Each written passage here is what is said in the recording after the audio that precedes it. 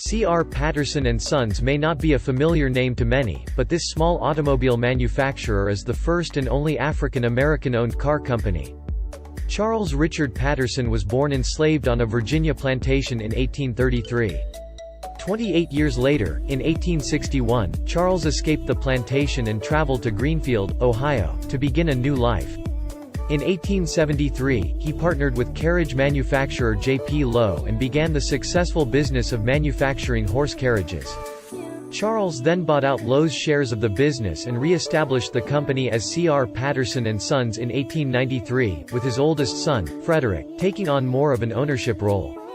In 1910, Charles Richard Patterson died and left the business to Frederick, who quickly began converting the company into an automobile manufacturer.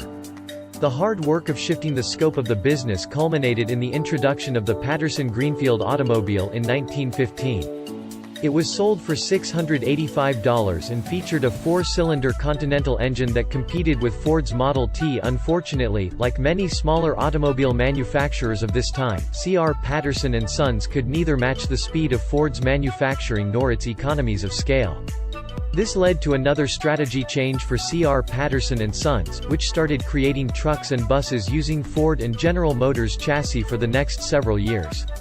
In 1939, after the Great Depression, C.R. Patterson & Sons was forced to close its doors for the last time.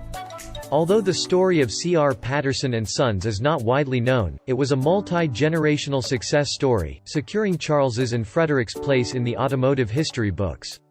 Unfortunately, the Smithsonian reports, there aren't any known Patterson Greenfield automobiles that have survived to 2020, as it was estimated that only around 150 were ever built, but the Greenfield Historical Society does have a C.R. Patterson buggy which looks to be kept in great condition.